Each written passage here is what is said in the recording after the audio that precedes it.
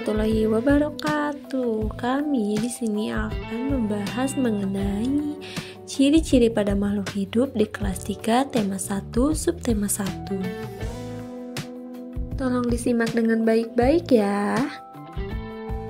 Nah, di sini anggota kelompok kami yaitu ada Despiana Zaki Agistiani dengan NIM 2000918, kemudian ada Iza Wardan dengan NIM 2002851 dan Sela Andri Maulidina dengan NIM 2001256. Nah, kami dari kelompok 10. Nah, kemudian kami akan membahas mengenai ciri-ciri makhluk hidup. Yang pertama yaitu bergerak. Nah, makhluk hidup dapat bergerak sehingga dapat berpindah tempat. Cara bergerak makhluk hidup itu tentu berbeda-beda ya. Manusia berjalan atau berlari menggunakan kaki, burung terbang menggunakan sayap, ikan berenang menggunakan sirip, dan lain-lain. Yang kedua yaitu bernafas. Makhluk hidup tentunya bernafas ya. Alat pernapasan makhluk hidup itu bermacam-macam. Manusia bernapas dengan paru-paru, ikan bernapas dengan insang, serangga bernapas dengan trakea, tumbuhan bernapas dengan stomata. Kemudian yang ketiga, tumbuh. Nah, makhluk hidup itu tumbuh. Manusia ketika bayi, tubuhnya kecil lalu berangsur-angsur tumbuh menjadi besar. Begitupun hewan dan tumbuhan mengalami pertumbuhan.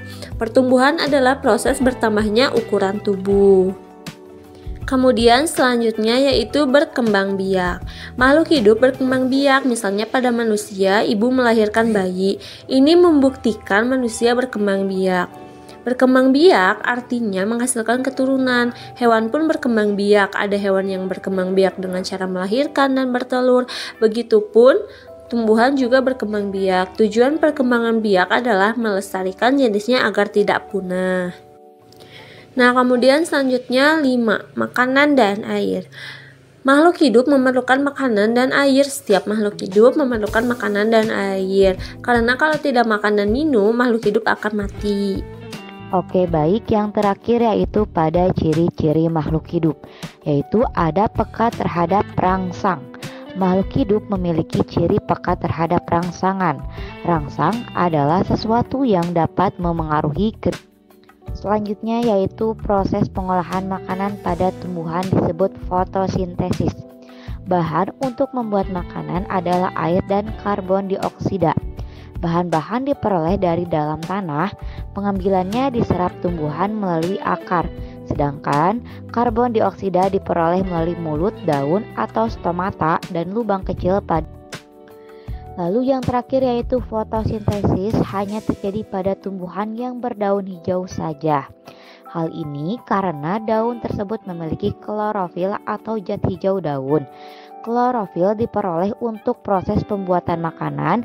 Klorofil bertugas mengikat cahaya untuk menjaga tanah agar tetap subur dan dapat menyediakan unsur hara yang dibutuhkan tumbuhan. Biasanya ditambahkan pupuk. Sekian dari kelompok kami. Terima kasih banyak atas perhatiannya. Wabillahi taufiq wal hidayah. Wassalamualaikum warahmatullahi wabarakatuh.